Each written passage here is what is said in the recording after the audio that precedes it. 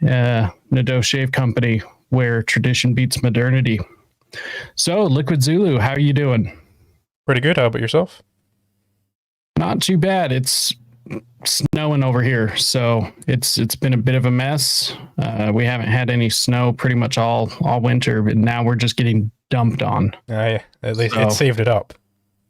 Yeah, exactly, and it's supposed to keep going for the next little bit, but yeah, other than that, it's going well. Just dealing with idiots that love the state all the time. I just got done arguing with somebody for like almost a full week about climate change, which is ridiculous. Just trying to say that, the state is going to censor any dissenting opinions from what they want to be able to make them rich or anything. And for whatever reason, like this is just such a hard concept for people to grasp, that science can be bought and paid for just like anything else. Mm-hmm. So, and my opinion on environmentalism is I think it's a horrible, evil ideology. I think we should destroy every last bit of natural anything on Earth. So I'm a big fan of climate change. Yeah, well, it's interesting. There's a lot of depopulation theory that just runs through the center of everything. It's just like just kill everybody, save the Earth. It's like, no, that seems like such a terrible idea.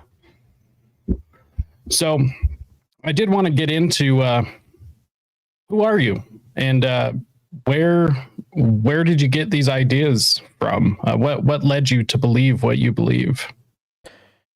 Sure. So I suppose initially what got me into thinking about was philosophy in general would be the old atheism wave, back when Atheism Plus was still a thing. There was all those like Armored Skeptic and Dark Matter 2525, all those sorts of guys. Thunderfoot as well. Yeah. They did a bunch of atheism videos, and I was like, hell yeah, that's great and all. And then they started doing it started shifting from the atheism stuff into the feminism rank stuff when Gamergate came along. And I think I saw a video by Sargon McCann, like feminist rank compilation, like number 32 or whatever, or why people hate feminists, number 32. And I was like, well, but feminism, that's just equality, it didn't seem to me. But I watched it, I was completely convinced, and that's where I pivoted into more politics. And then further down the line, I saw a John Stossel video recommended, and it was some sort of libertarian whatever, and I was like, well, no, that's got to be nonsense. And I would watch it trying to debunk it, and I was like, oh, you know what, he's actually saying the truth here. And then getting into more hardcore stuff is I saw a video by Michael Moreno, who I believe his channel is like private these days, but if you saw the video like ages ago where it's like a debate student gets like thrown off the stage because he cited Ben Shapiro and Jordan Peterson, he did that video. It went viral like years ago, and that's how I discovered him. And then so I knew he was like this smart guy and everything, and then he posted this video explaining why the Supreme Court's LGBT ruling was unjust or immoral or something like that. I think he probably used the word immoral. And it was basically, this was a stance I'd never heard before. I was like, well, it seems obvious to me that discrimination is something which is a bad thing. We should stop people from discriminating. And he made the case that no, it's actually it's the complete opposite. We should completely allow people to discriminate because it's their own damn property. He wouldn't phrase it in the exact same way, but that was the gist of the argument. And then when I joined Michael Moreno's server after that video, because I was just so moved by like the uniqueness of it, I'd never seen something like that before. I started getting into conversations where like ANCAPs were sending me videos, and I was like, what's this whole anarcho-capitalism thing? That also seems nonsense. And I was convinced by that, and then, etc., etc. Now I'm trying to unite objectivism and anarcho-capitalism, because I think those two philosophies need to be integrated, and that is the next big step in philosophy.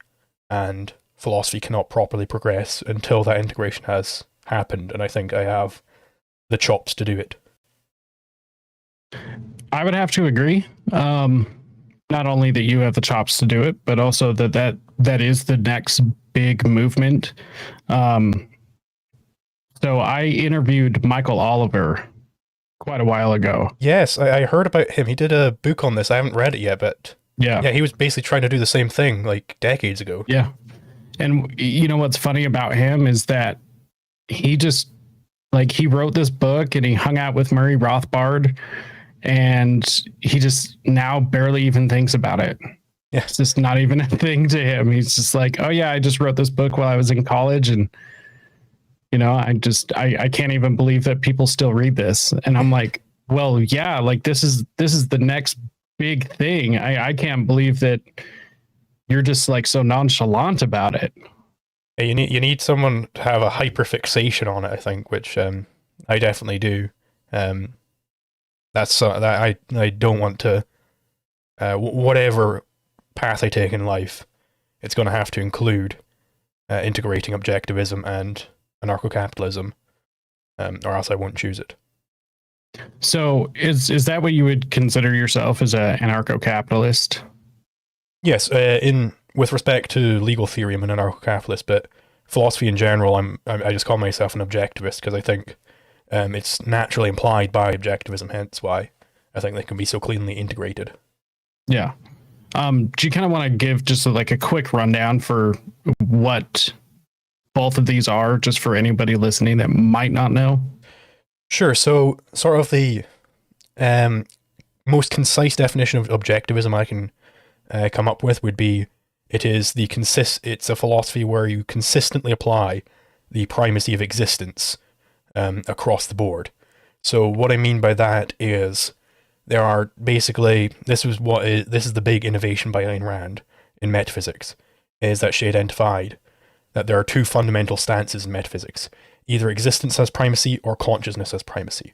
So what it would look like for existence to have primacy is, existence exists whether or not we're conscious of it. It's just going to do its own things.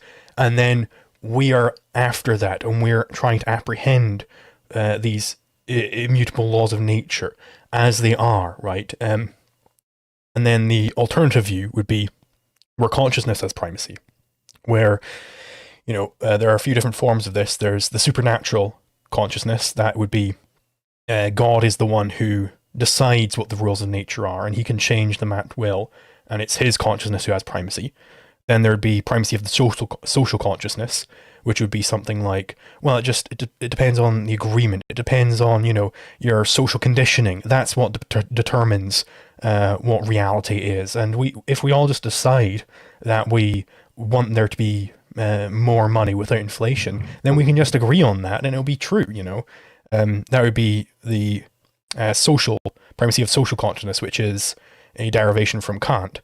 And another derivation from Kant is more directly the primacy of the personal consciousness, which is the idea that it is your own mind. It's not really necessarily a derivation from Kant, but it's your own mind is dictating the laws of nature. You are determining that there is such a thing as causality and existence and identity and all these different things. And that is why we have them, because you have certain structures in your brain and that projects out. So to highlight this, it would be, I just saw a clip on Twitter earlier, in fact, of this lady in Peru where she thought she was a witch and she was standing by a mudslide. And people were like shouting at her, get the hell away from there, there's a landslide, you're going to die. And they were like, oh no, she thinks she's a witch. It's like, she's not a witch, get the hell away from there, you B-word, get out of there. And she is adopting a stance of the primacy of consciousness there. She thinks it's her mind which controls whether or not the landslide will happen. She doesn't think that the landslide will happen if she doesn't want it to happen, right? That would be the basic rundown of at least the objectivist metaphysics. Obviously, there's a whole lot more beyond that, but it's just consistently applying this view of the primacy of existence. That is the essence of objectivism. So then anarcho-capitalism, what that is, it's the legal theory developed by Murray Rothbard, where basically he's taking the individualist anarchism of Spooner and Tucker, which was developed from the earlier anarchism of course, Proudhon, where it's just sort of like no rulersism, and we don't know what exactly it means to rule someone. It's kind of vague and up in the air. he took that and he combined it with Mises' insight of praxeology. So he's applying praxeological analysis to legal theory. And what the big takeaway from this is the non-aggression principle as like the fundamental axiom of law. Because what we're doing in law is we're trying to answer this question of, well, we've got this thing called scarcity out here, where two men can't use the same stick for different ends at the same time. So therefore, ethics has to answer the question of, well, who should win in that conflict then? Where a conflict is contradictory actions, it's mutually exclusive actions. You know, Crusoe using the stick to spearfish excludes Friday from using it to stoke his fire. They can't both happen. So we've got this question of scarcity. How do we resolve this conundrum? Who should win in the conflict? And the answer given by Murray Rothbard, which I can give the derivation for if you want. Well, my derivation at least, not Rothbard's. Which is that the non-aggressor should win. The person who did not initiate the conflict is the one who should win. So if Crusoe got the stick first, and he was going to the ocean to spearfish with it, then he should be the one who controls that stick. He has a right to control it. Sorry, which is what we call ownership. We say that Crusoe has a property right in that stick, i.e. when Friday comes along and tries to take it from him, he isn't allowed to do that. We say that that's a bad thing, that he has violated Crusoe's property right there. And those would be the two main ones. And if you want, we can move on to something else. But if you want, I can tie these two together to show why I think they are so inextricably linked with objectivism and the non-aggression principle. Yeah. Let's just get into it. So basically, the idea is that this is a modification of Rothbard's argumentum e contrario for self-ownership, which he developed in his Ethics of Liberty. If you just look up argumentum e contrario within there, you'll probably find it. It's not a very often used term. So basically, the idea is, well, we've got this problem of scarcity, so we can have conflicts. That's just definitely the case. So how should we resolve these conflicts? And there are three basic answers to this. One is the law of the jungle, where we're just like, who gives a shit? You know, just do whatever the hell you want. Makes right. You know, these all fall under the auspices of law of the jungle, where you're just kind of throwing up your hands and you don't care about conflicts. You think it's just a non-issue or something, right? The reason why this would be false. I suppose I'll list them first. Yeah. The second option from law of the jungle would be the NAP, right? Where you have it that the non-aggressor should win the conflict, right? And then the third option is mixed law, where it's somewhere in between these two. You know, it's sometimes the aggressor should win, sometimes he shouldn't, for whatever reason, right? So the reason why the law of the jungle is false, and these are the only three options you can possibly have. Either you don't care about them, either you do care about them and the non-aggressor should win, or sometimes the non-aggressor should win, sometimes he shouldn't, right? Because even if you have like always the aggressor should win, that's still a form of law of the jungle, where you're just not caring and you're thinking it's might makes right. So the reason why law of the jungle is false is that it's essentially whim worship. It is, I'm going to take that stick from Crusoe because I want to, and that's the only justification I need. I don't actually have to justify this with respect to any sort of legal norms, because I don't care about any of that. But of course, that would be a certain ethic he's espousing. But ethics doesn't just float on its own. It rests upon epistemology. So what would be the epistemology he is presupposing here? He's presupposing that if he wants to do something, he therefore should do it. I.e., if he believes that it is the case that he should be go ahead and doing this, then it is in fact the case that he should go ahead and do this, which is a whim epistemology, I call it.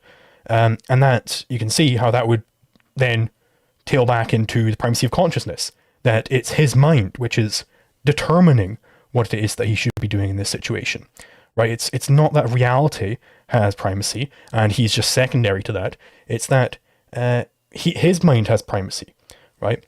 And I suppose the reason why that would be false, I don't think I actually touched on this earlier. It seems, sort of intuitive why the primacy of consciousness would be false. But the validation of that is basically that consciousness is consciousness of existence. You can't have this floating concept of consciousness where it's not conscious of anything, because a consciousness not conscious of anything isn't a consciousness. It's a contradiction in terms. So what we have here with the primacy of consciousness view is a stolen concept. They've stolen the concept of consciousness from the primacy of existence viewpoint, and then they've used it, and they've just taken it as being on its own, and we're going to take this as the starting point. But it depends upon the prior concept of existence, something to be conscious of. You have to be conscious of something before you can deduce that you're conscious, right? So that would be the negation of the law of the jungle viewpoint. And then the second, the third viewpoint I listed there was mixed law. The reason why mixed law is false is sort of more technical in certain respects, but and I've got like a paper going over this. I could post it or something at some point. I'll post it somewhere at some point. It floats around there, here and there, where basically, if we have this sort of mixed law view where it's like, well, yes, sometimes we should be aggressing on people, sometimes we should be doing this, that still ultimately nails down into the primacy of consciousness. It's still a whim epistemology. It's, in this situation, you know, the Führer says that the aggressor should win, and therefore it's the case, so it's primacy of the Führer's consciousness. Or in this situation, we've all voted that the aggressor should win. It would be primacy of social consciousness, right? Or in this case, it would be the proletarian logic says that this aggression is fine, so therefore, again, primacy of social consciousness, polylogism, right? So that would be the negation of that. And then also, on the mixed law view, there's an interesting feature which comes out of this, which is argumentation ethics, which comes from Hoppe, where if you were to propose this should sort of like stop anyone in their tracks when they're trying to propose a mixed law system. If you're to propose any sort of mixed law system, you're doing so in an argumentation, but an argumentation is itself a rights respecting, conflict avoiding activity. So the only way you could possibly propose your stance is by first accepting, well, yeah, no, it's definitely not true whenever I'm trying to be reasonable, whenever I'm trying to be civilized. Yeah, no, my stance isn't true. But sometimes it's true, you know, and I can't ever argue in those situations. I can't ever be civilized in those situations. It's like they're already accepting that they're being uncivilized there. They're already accepting implicitly that what they're doing is whim worship. And then so we've destroyed the law of the jungle and mixed law, and the only alternative left is the NEP, so the NEP is true. That's basically my argument. I think that's a pretty solid argument. I would actually, to this, I would be very curious to anyone's argument against that. And I'm sure you get quite a bit of pushback.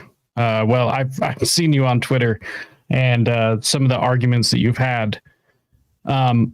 Which actually does lead me to wonder, where does hedonism sit in all of this?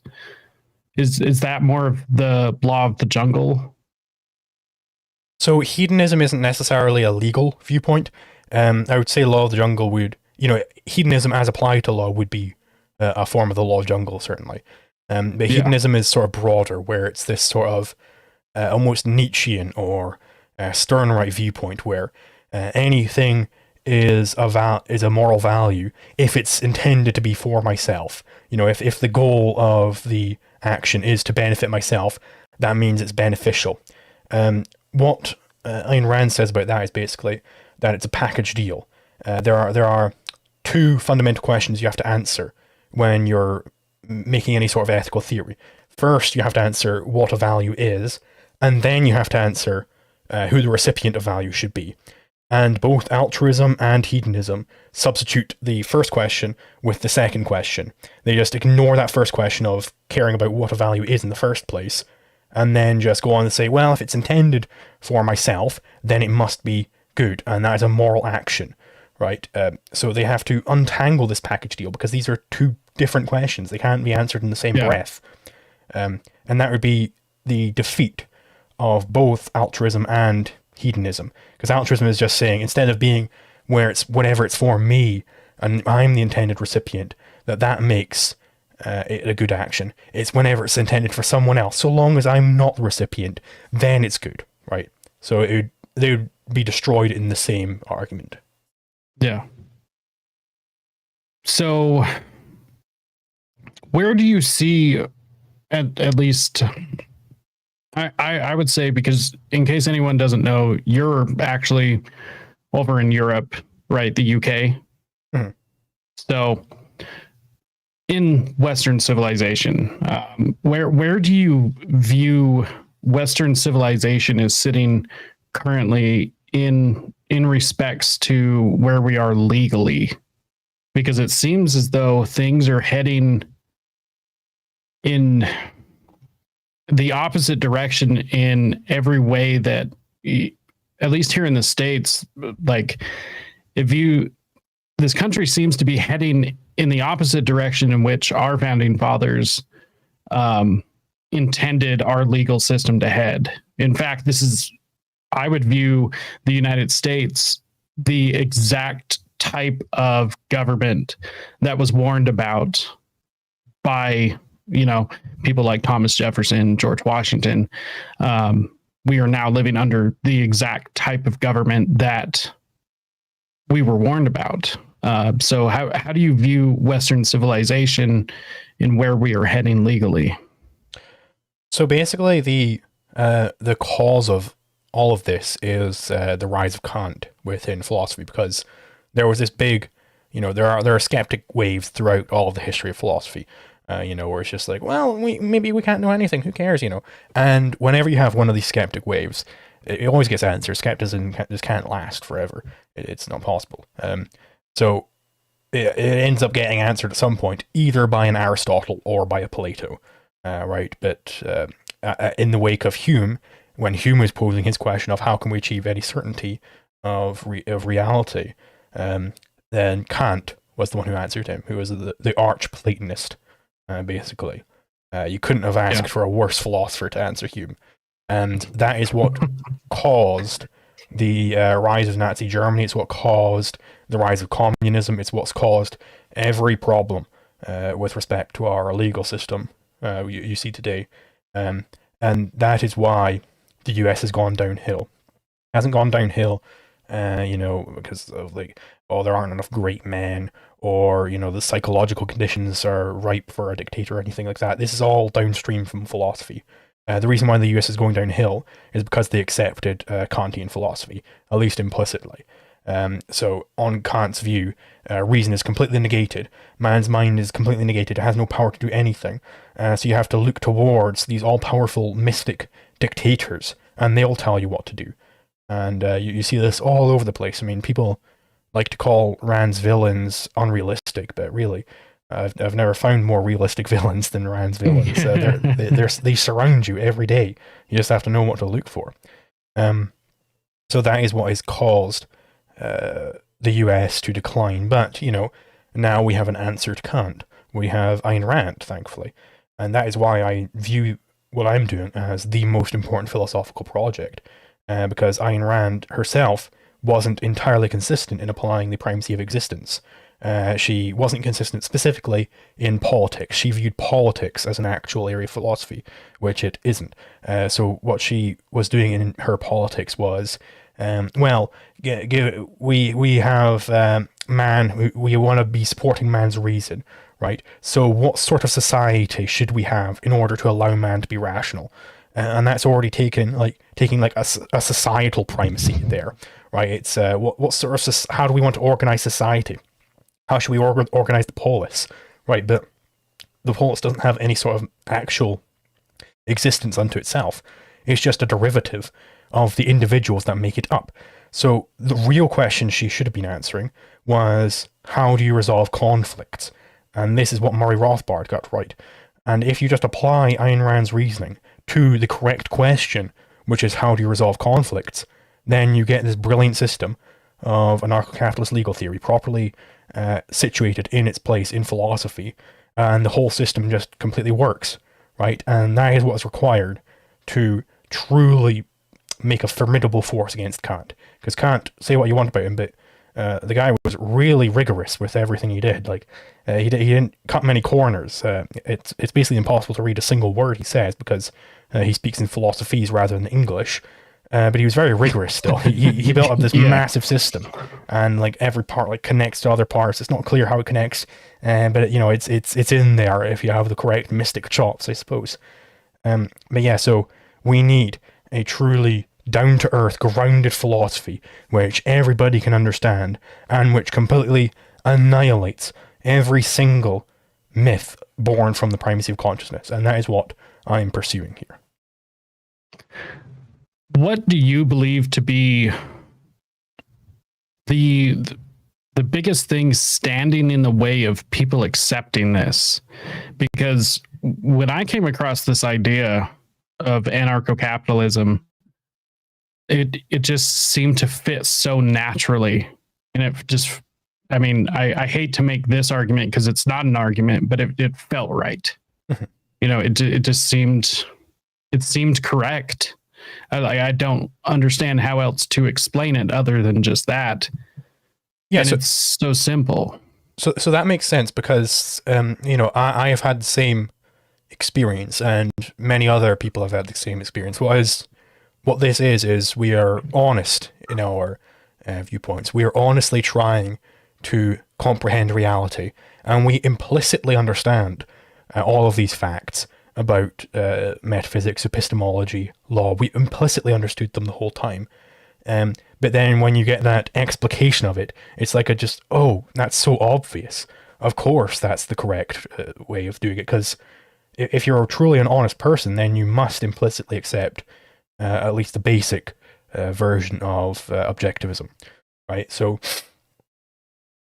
what would be keeping people from accepting this, certain people at least, is that they are chronic evaders. They are chronically just ignoring their sense data. They're chronically just ignoring reality, trying to push it away. And as they do this more and more and more, they start having all these problems cropping up, which are born from their own choice to evade. And that makes it even harder for them to actually start the task of, like, you know, rebuilding this house of cards that they keep building, you know, making it proper, right? I should say. That is what stops people from accepting anarcho-capitalism and objectivism. And fundamentally, it's not so the upshot of that for Praxis is you aren't able to actually think for them, just as you can't digest food for them. They have to make that choice to actually think on their own. But there are people out there who are honest people and who really do want to go about this and apprehend reality. And you just have to speak the message, and when they hear it, they're going to join along. They're going to be like, yeah, that's completely correct. And, you know, a certain subset of them are going to be like actually like actively going along with you and trying to also preaching the message. And this is it's found in a lot of different political theories. One big one would be Albert J. Nock's essay, something about the remnant. I can't remember the exact title of it. But basically the idea is there's this remnant out there, which if you just speak the message on their pulpit every single day, they're going to hear you, and then they're going to start spreading it as well, and then more will hear you. And, you know, at first everyone's laughing at you, laughing out the room, but eventually, you know, you start getting a nice little following. We call these people, when they're actually fighting along with you, the vanguard.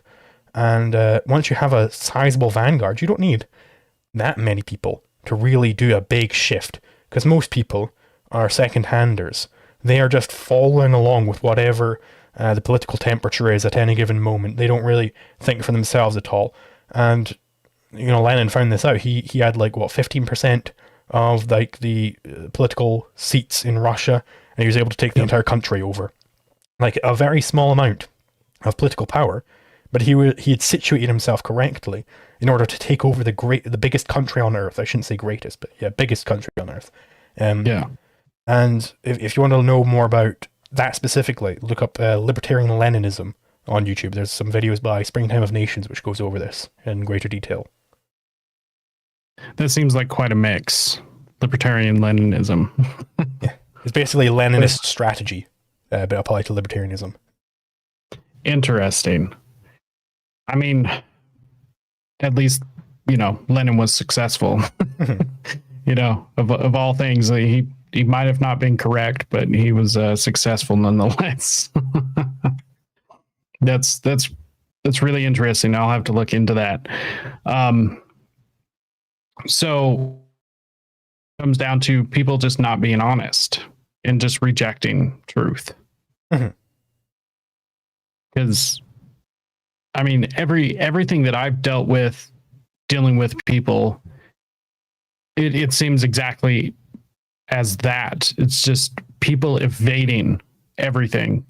I've given so much evidence to certain people in certain situations, and it's almost like I didn't, and they just don't even acknowledge that, and then continue on with just whatever bullshit argument they have. Yeah, exactly. So my question is because obviously you've dealt with this as well. There's a certain point where it doesn't even become worth it to continue the conversation, obviously, because there's, just like you said, you can't think for them. They have to think for themselves. So I guess my question would be, is for the people who do recognize all of these things, who do accept objective truth, what motivation do you have to just like keep going and doing this? Because it seems as though a lot of people these days, even if they see these things, they tend to want to give up eventually because it gets so, it seems so hopeless. So what keeps you motivated to just keep going and arguing these points? Well, for me, it's a selfish motivation, as the classic objectivist would say, of course. So the reason why I do it is because I want to do this as a career. It's the only thing I find particularly enjoyable is discussing philosophy and learning about philosophy and doing these things. I find it a very personally enjoyable thing to do, and I want to be able to continue doing it. So if I do it for public, I'm not really concerned about whether my great grandchildren will live under objectivism, because I'm not going to be alive anymore. But I am concerned with whether or not I can keep doing this sustainably, and that would require me turning it into a career, which requires me doing it publicly. Hey, I appreciate the honesty. I do want to ask you about one particular type of person, though. For anyone who didn't catch this, Liquid Zulu was already on my channel last year. We had held a debate, first debate for my channel. I thought it went over very well. But I want to ask about the minarchist, because to me, some of these people seem to be the most frustrating people for me to deal with. And the person you had debated, Roger, he is a friend of mine. I've grown really close with him over like the COVID thing is when we had met. And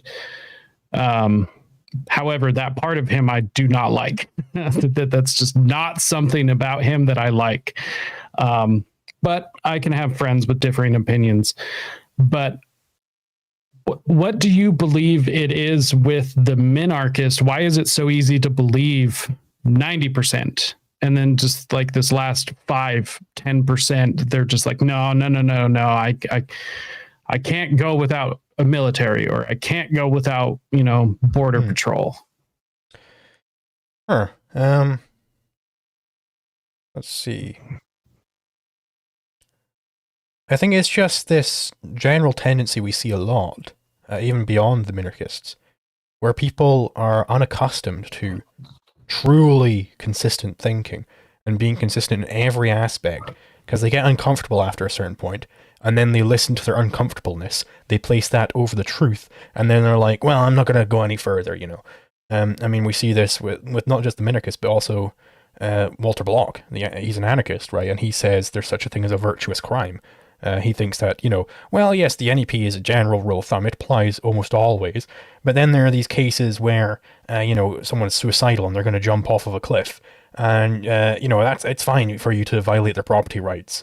and pull them off that cliff. You'd be committing a crime, sure, but it's a virtuous crime. And then I address these sorts of people in the final lesson of my libertarian ethics course, where basically it's the view that law is not a subset of ethics, that it perhaps intersects, that there are certain crimes which are indeed criminal, but it's not a subset, which is what I claim, that, yeah, law is an actual perfect subset of ethics, that there is no such a thing as a crime that you should commit.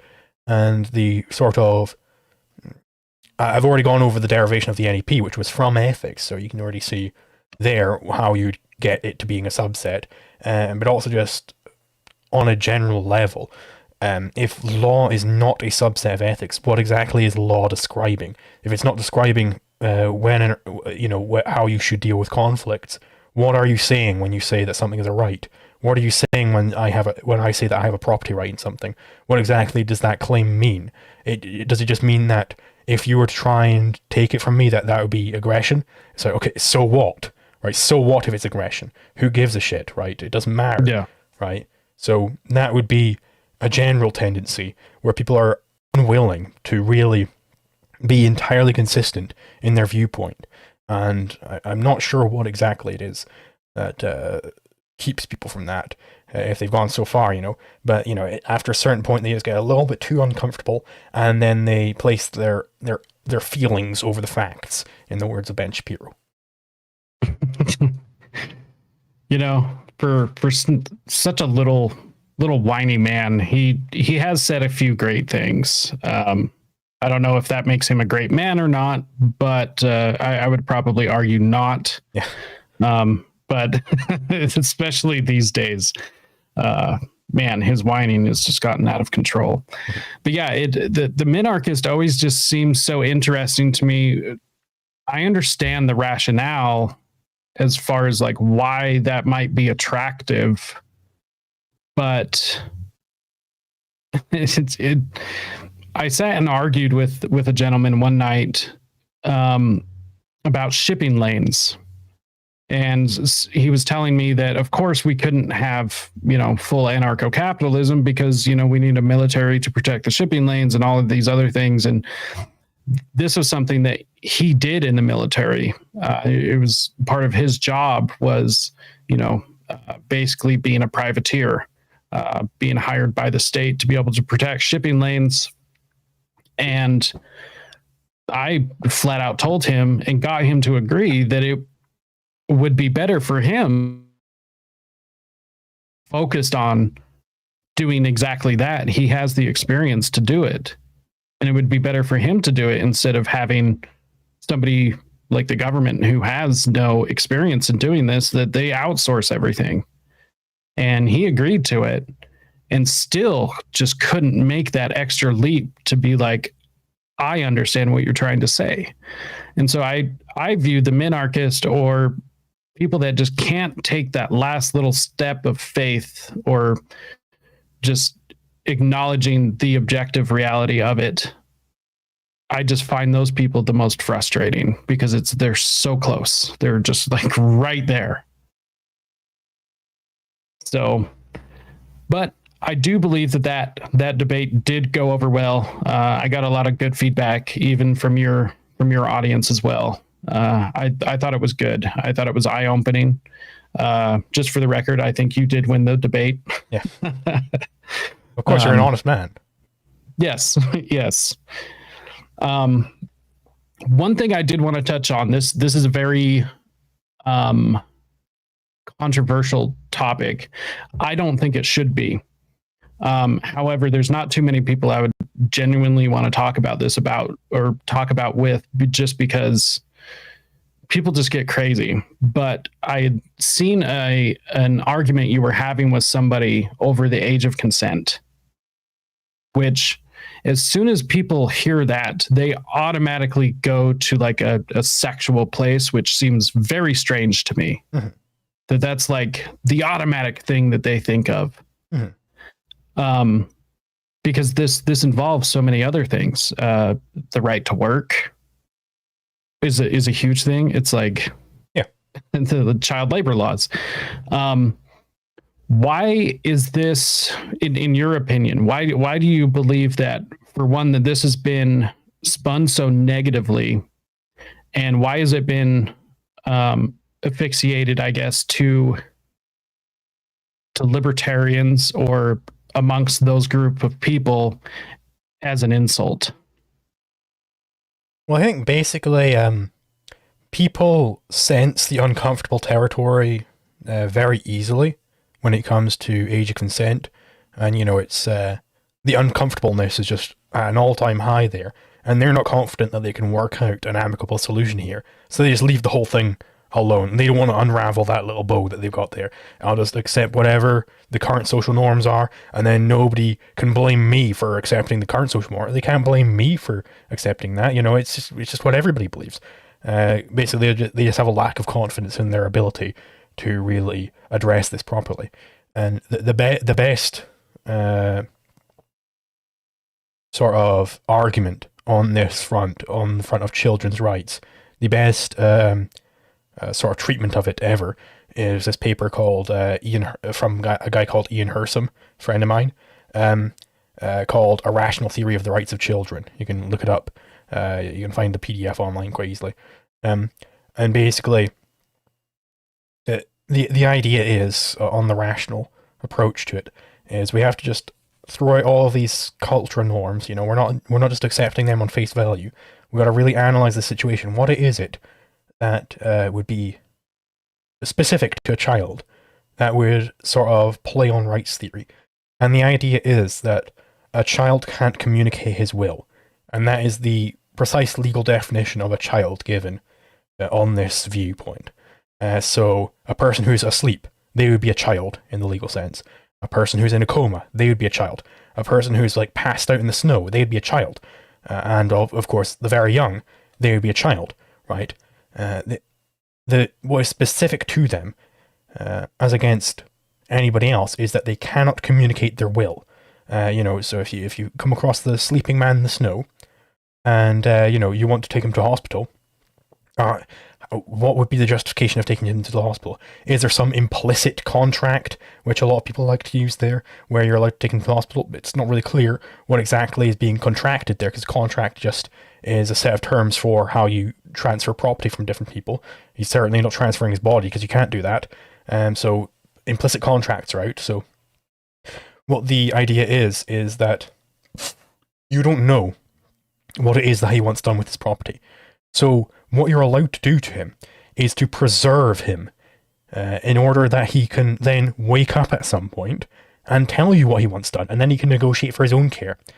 And you know, maybe he'll get pissed off. It's like, well, I wanted to die out there. It's like, well, okay, you know, write that on your chest next time, you know, and then make it clear that you want to die out in the snow, and then people won't be allowed to do that to you, right? But it was unknowable at that point, is the idea. So therefore you're allowed to preserve that will until such a time that it can be read, until such a time that he's able to communicate with you. And the same is true for the very young.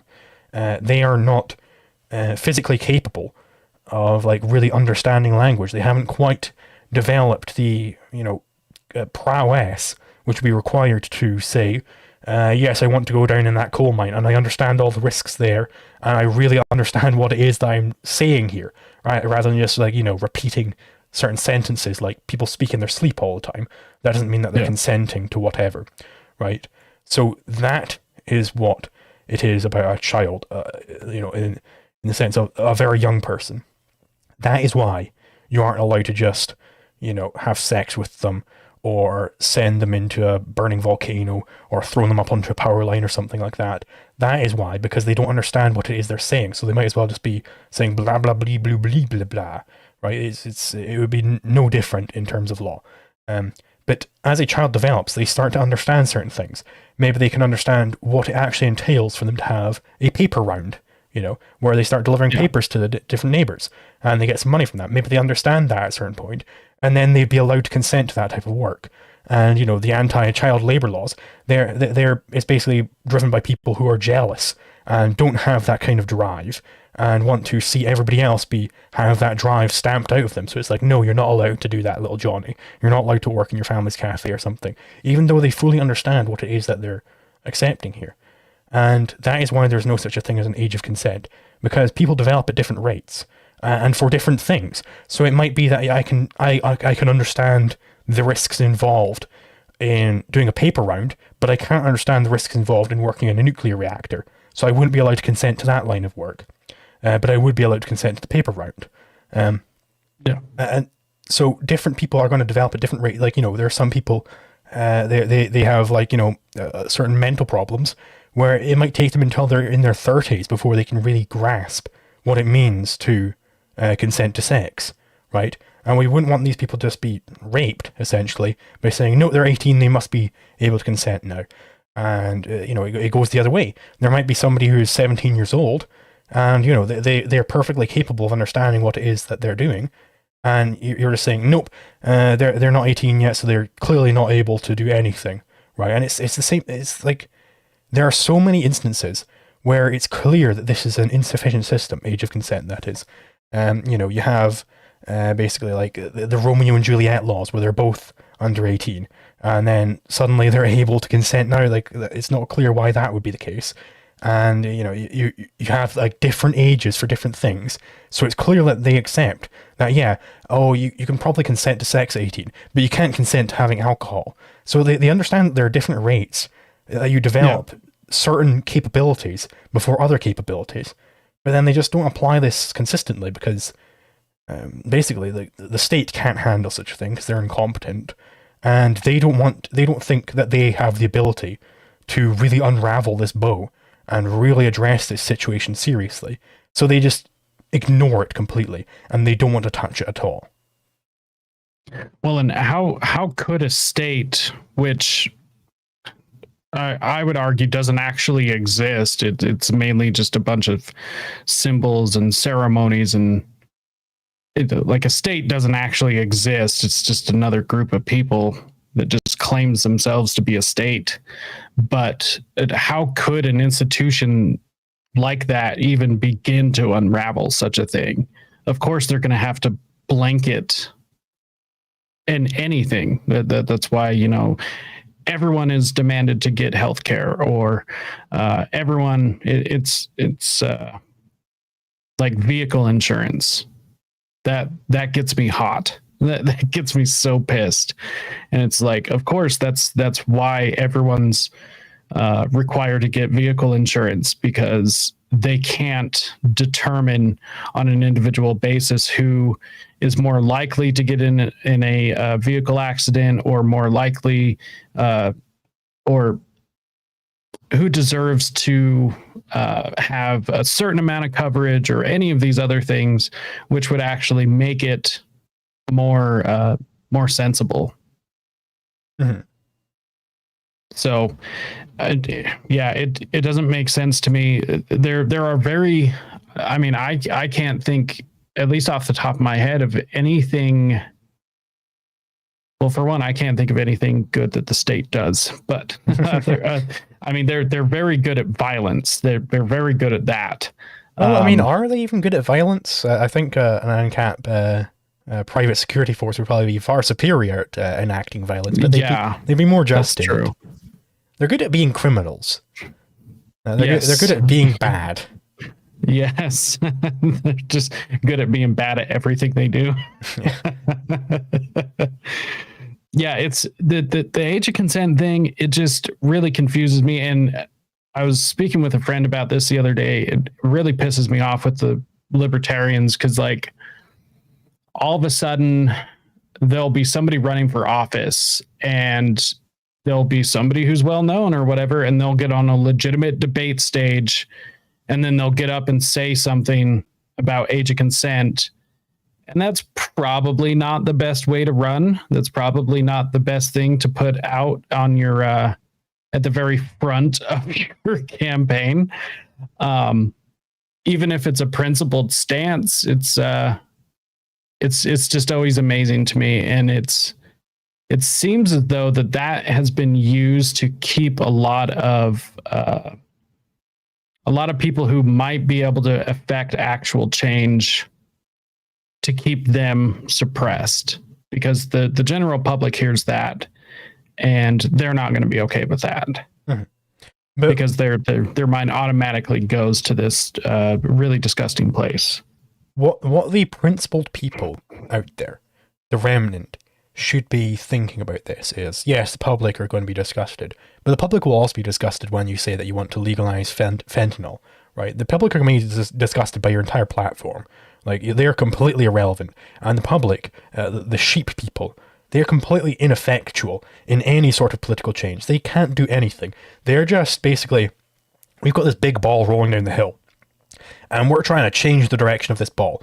The ball is filled with these people. They're just the inertia of the ball. They're just in there adding mass to this ball. They're not changing its direction at all. They're just in that ball, and they're just the inertia.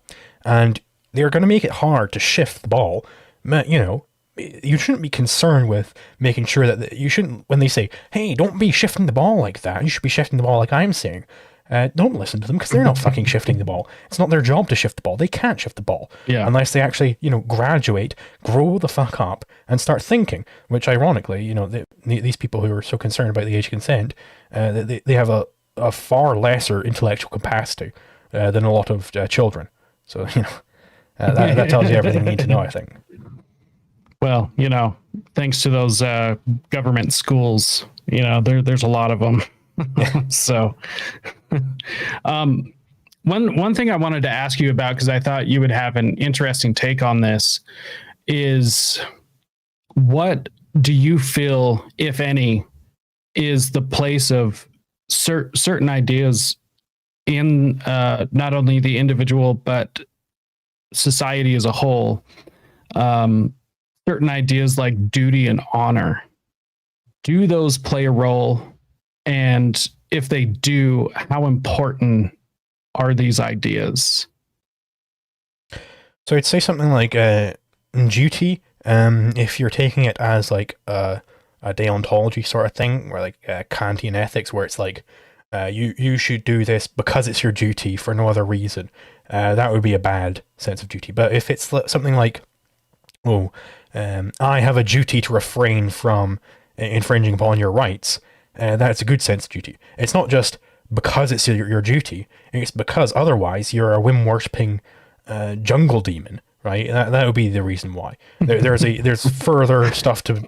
It's duty is just a stand-in for this whole array of prior ethics which is going on under there, and for something like honor, let's sort of analyze the concept of what it means to be honorable.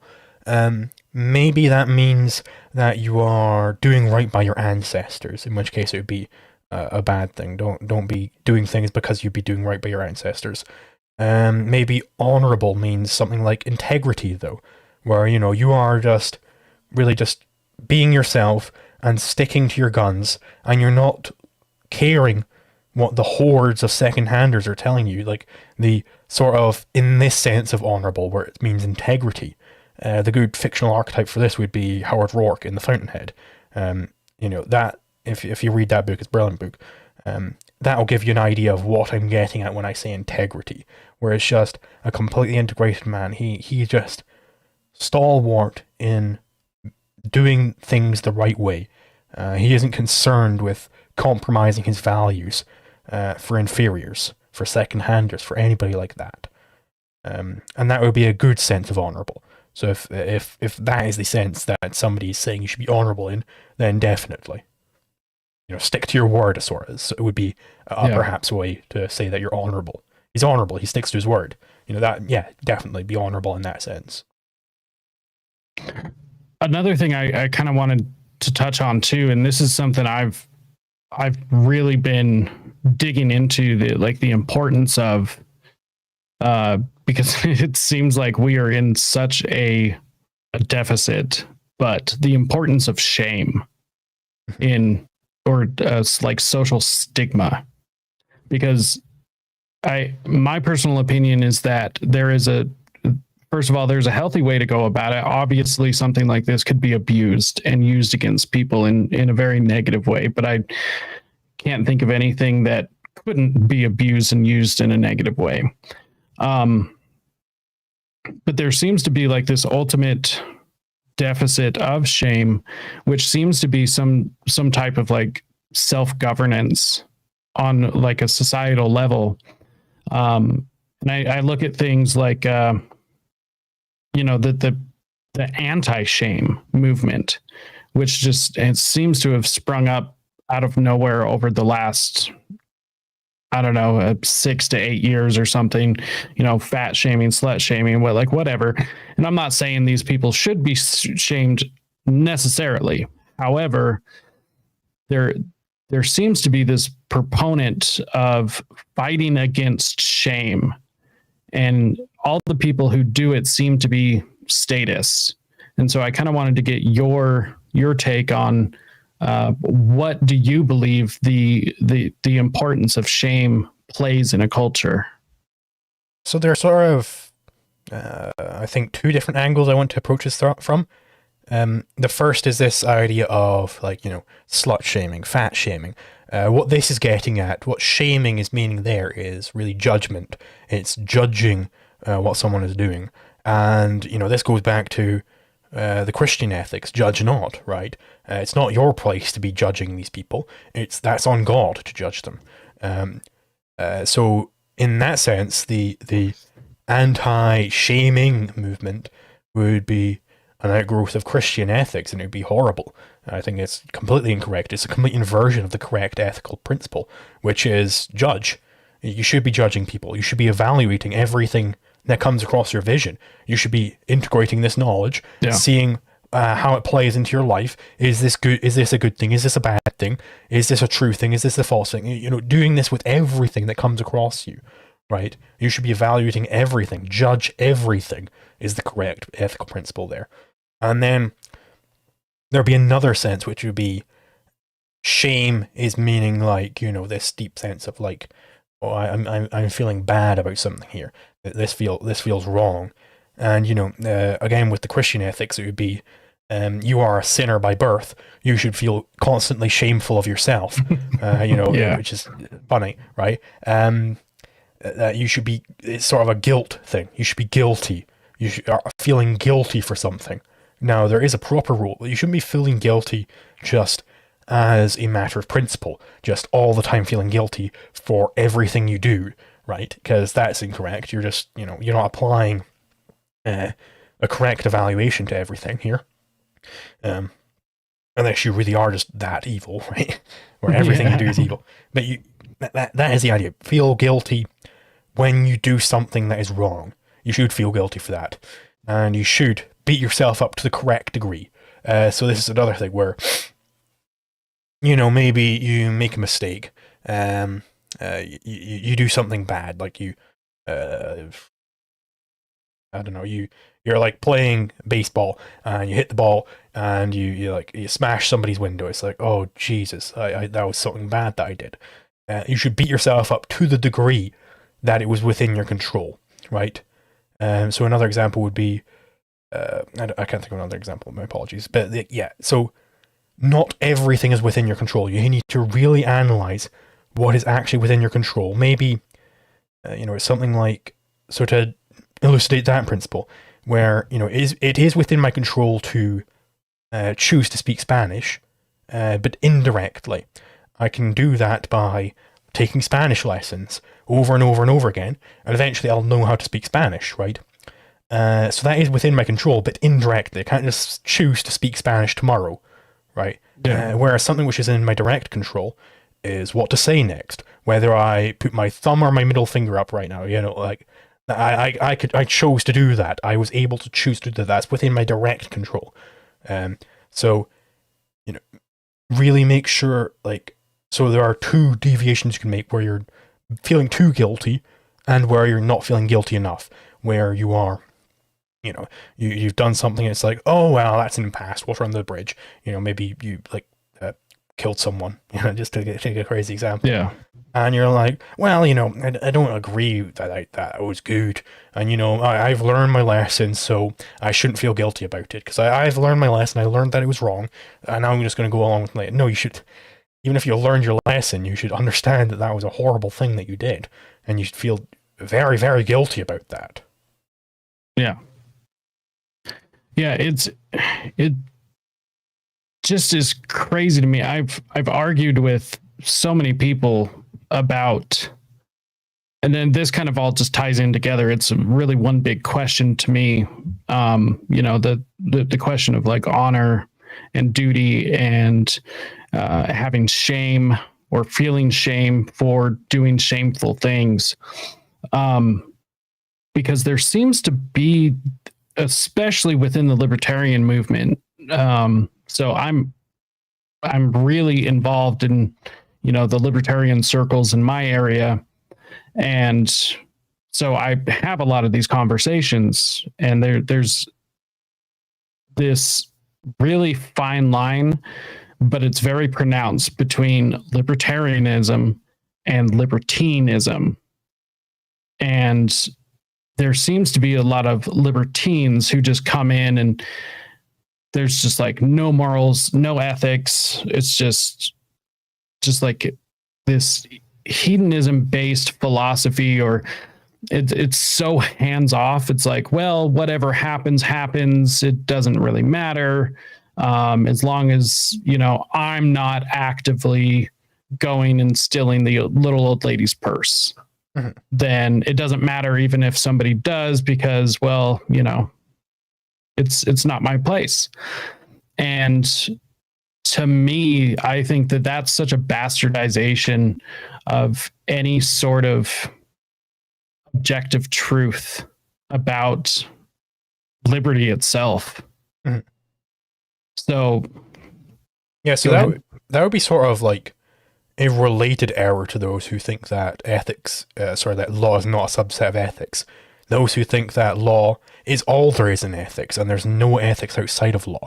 That just do whatever you want so long as you're not hurting people, and it's fine, it's good, right? They are ignoring ethics answers a subtly different question to the question that is being answered by law, and they need to recognize this and recognize that what they're doing is being they've studied one narrow area of ethics and try to generalize it to all of ethics, but it doesn't work that way. They have to study ethics in general if they want a general ethical theory.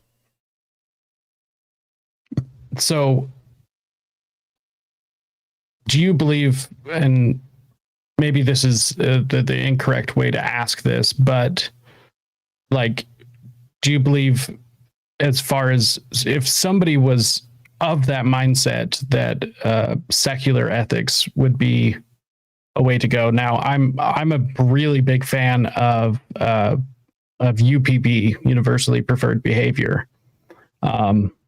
I think there are, it's not perfect, obviously, but is a universally preferred behavior across all cultures, across all societies. It's wrong to murder somebody. So, do you believe that that's something worth people diving into, whether they're novice or even a little bit more advanced down the philosophical trail, I guess? Well, I haven't actually read Molyneux's book on it. I think it was a book or something. So yeah. I couldn't give a proper opinion on it yet. But I would say definitely with respect to the lead up to that, you would need a secular morality, because you really need to ground your morality in proper philosophy. Don't ground it in this supernaturalism. Don't ground it in this mysticism, because you're just giving ammunition to all of the worst kinds of people. You're not doing anything good there. Yeah. So what do you think, like the fundamental belief of, I'm just going to categorize them as just the statists, because there's just seems to be like, and I'm talking about people that straight cuck for the state, like these people that just, without a doubt, you talk to them, and I mean, the Rhodes people. What do you think, like, the fundamental basis of these people's belief and view on the world is? Because it doesn't quite seem historically, at least to me, it doesn't quite seem historically to be of any one particular statist belief. It seems like a neo sort of statist. So I would say with these people, that what's going on there is they have an insecurity about themselves, because I don't think they have an explicit philosophy at all. They have implicitly, through osmosis, just absorbed the general message from every philosopher ever, that your mind is worthless, it can't know anything, you're worthless, and you should just shut up and obey your duty. And then they're looking for someone to give them some direction, to do something, because they think that they can't do it themselves.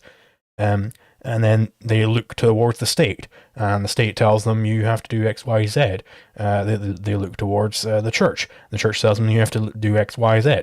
It's they look towards. They're looking for some sort of dictator to tell them what to do, and fundamentally, I don't think it's necessarily. I remember exactly what I was gonna go into next.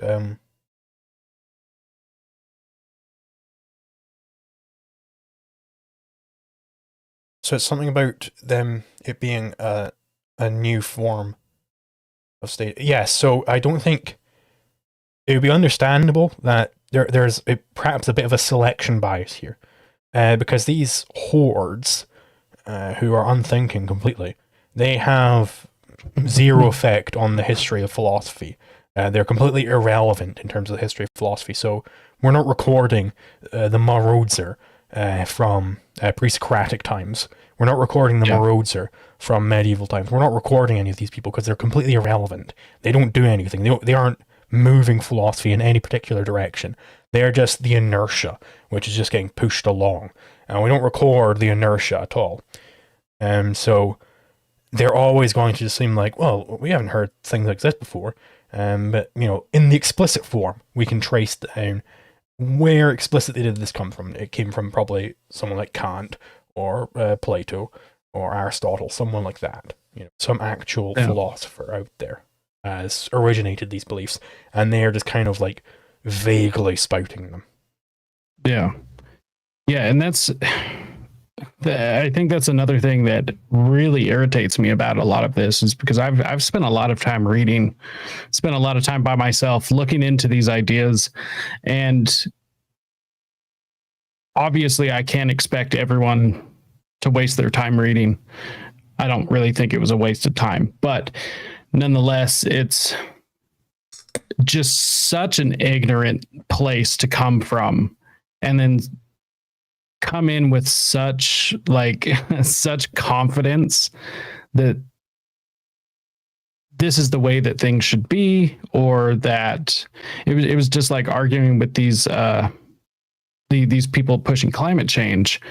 And it's like, this is what I do. Like, I am constantly trying to fight against censorship and trying to speak objective truth, trying to get the message out there. And then there's just like these group of people that, regardless of whatever is said to them, whatever logic or reason, evidence is provided, it's just like a complete rejection. And it's like, oh, well, no, science is not bought and paid for. It's just that the science is popular because good ideas eventually float to the top. And it's like, that is such an ignorant position to take. Yeah, so on like their confidence that you're mentioning there, I think it's basically an analogous thing that happens when there's like this certain type of brain damage where the part of your brain which deals with like yourself, like who you are, just gets like destroyed or damaged in some way, and you just have no clue who you are. And so you just adopt whatever personality is in front of you. So if you see, a bus driver, you're going to pretend like you're a bus driver. You're going to start acting like a bus driver. And then you see like, a cyclist. You're going to think that you're a cyclist. You're going to act like a cyclist, You just adopt whatever is going on around you. Just whoever you're looking at, you're going to pretend that you're them, right? It's like mimic syndrome or mirror syndrome or something like that. So I think that is there's a similar basis here with these people, is that they have seen that this is the way that debates go, that some prime mover is confident and is espousing their position confidently, and they've just adopted not only the position secondhand without actually evaluating the position. And Jordan Peterson talks about that in his Maps of Meaning, where they're adopting these positions, they're borrowing these ideas, and they haven't actually digested them at all. They're bromides, in the words of Ayn Rand. Just completely packaged philosophy, basically. Not only are they adopting that, borrowing that, but they're also borrowing the form of engagement from these people. They're borrowing that, oh yes, I should have the same confidence, even though I have no clue what was the basis of that confidence, or what has driven any of this. I'm just going to adopt it secondhand, because they're doing a similar thing here. They're negating their reason. They're avoiding using their reason at any cost, right? They're trying to stop using their brain, which is the same thing as this brain damage thing that I was talking about, where you just don't have a view of yourself at all. You just adopt whatever's going on around you. That's a very similar thing to the second-hander. And so it really is just the difference between a leader and a follower. Mm-hmm. That this follower's just gonna mimic something they saw that might have been successful or might just be attractive to that one person, and then they're just gonna mimic it just like a parrot. Mm-hmm. That's so frustrating. I think it does lend credence to the idea that I think it's like 60% of people, I could be wrong on the percentage, but there a large number of people just walk around with no internal monologue. Yeah. And it's like, that is so scary to me. And like on the view of Ayn Rand, language plays a very important part of the process of concept formation, because you can't really retain a concept until you've attached a label to it. The word tree. Like, I could look at all sorts of different trees and, sort of abstract what it means to have treeness. Through, like, if you want to read up on this, go to my liquidzulu.github.io/brain and look up theory of concepts, something like that, the objectivist theory of concepts, whatever. I could go through that entire process, a very complex process, which only humans can do as far as we can tell. And I can have the concept of treeness in my head, but if I don't attach a label to it, it's just going to float out of my head and I can't recall it again. So I'd have to go through the entire process of, oh, what was it with those things out in that direction? Oh, yes, I now understand it again. And then I can start working with it. So I need to attach a label to it. And what that is doing is it's turning it into an actual concrete thing. And I can write tree down on a piece of paper, and I can look at that as a concrete stand-in for the concept, and I go, yep, I know what concept that represents. So I would say there's probably a relation there with the people who have no internal monologues. They can't hear words in their head, Yeah, that's just crazy to me. My brain just doesn't function that way. And so to think somebody's just out there just walking with nothing going on, it's so hard for me to imagine. What's really crazy is the people, like, there's also aphantasia, where you can't picture things in your head. Like, if you think of like an apple, you just like think of like vague concepts related to appleness, rather than actually seeing an apple in your head. You can't actually picture things in your head. So I want to know what the intersection of these two things, where you have no internal monologue and you can't see things in your head. Like, what the hell is going on up there? Like, what is even happening? Yeah, I mean, that leads to a lot of crazy ideas of exactly what the hell is going on out in the world, because I mean, that's just like a literal NPC. Yeah. Just walking around, which I think just makes that meme just even that much funnier. Like, that's just wild, which I guess that's why certain things like, a psychological operation or just like large scale brainwashing just works so well, and people are just able to just absorb it. And, there's the famous thing that Edward Bernays did, pushing propaganda to up the sale of pork. And now all of a sudden in the United States, bacon and eggs is just like the American breakfast. And it's like that was completely just based off of propaganda. Is that the same Bernays who made the sauce? Or is that a different Bernays?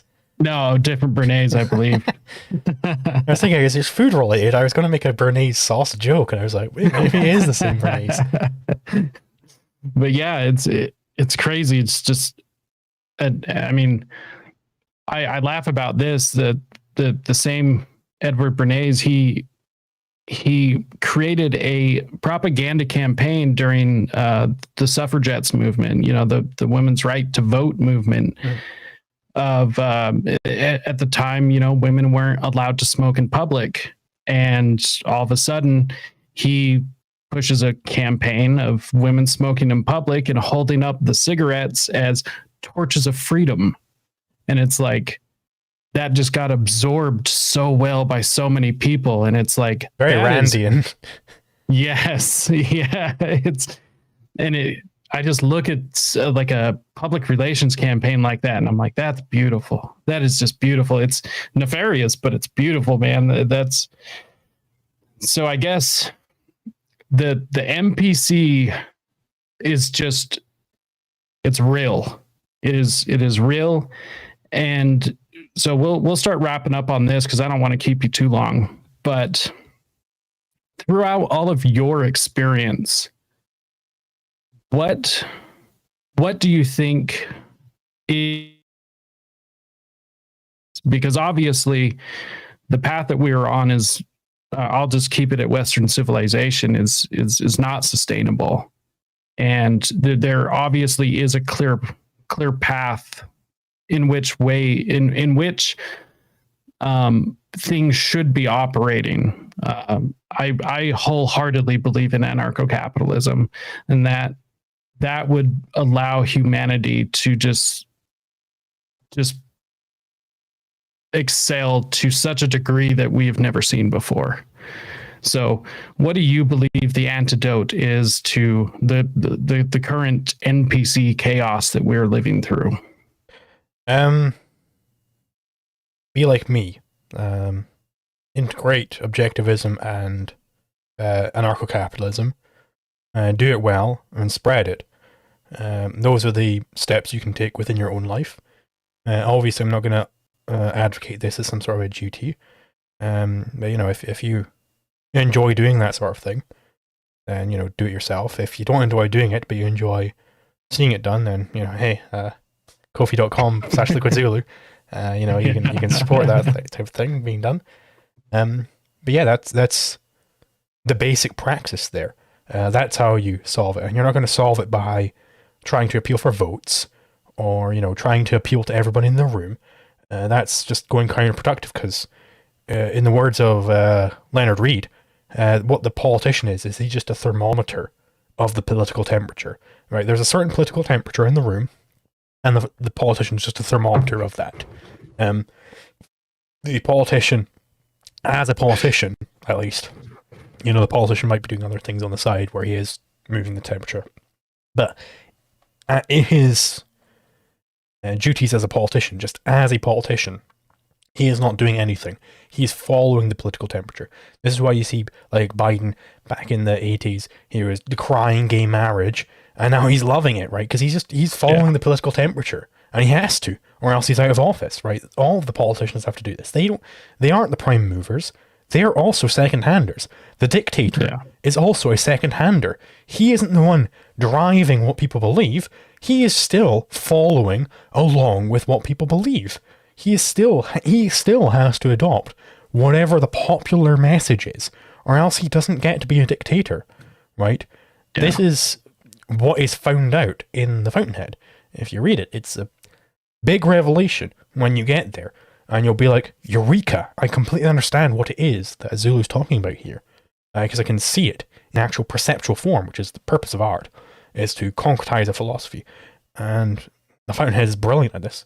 So you should read it if you want to know more about that. Yeah, that's the upshot, just... Yeah, be like me. Yeah. Well, I think that's well said. something that was said to me recently that I thought was really interesting is that this, I don't want to call it a war, because I think that that whole idea, you know, the war on this, the war on that is, I don't know, it's colloquial. Drugs have won the war on drugs. Yes, yeah, exactly. It's just so strange to call like the war on whatever. But this thing that we're going through, which I am entirely sick of, it's going to be won in the home, and it's going to be fought. It's being fought at the individual level, because that's who they're trying to distinguish or extinguish, I should say, is the individual. And so one of the best ways I personally have found to fight back against a lot of this is changing yourself, working on yourself, and just becoming better, becoming smarter, learning. I'll just stick with that. Just learning different things and becoming more independent. Yeah, learning out loud. Yeah, exactly. So on that, I think we'll wrap up. But I do have one last question. This is a question I ask all of my guests because I absolutely love getting the different perspectives, and I think you're going to have a really, really interesting answer to this.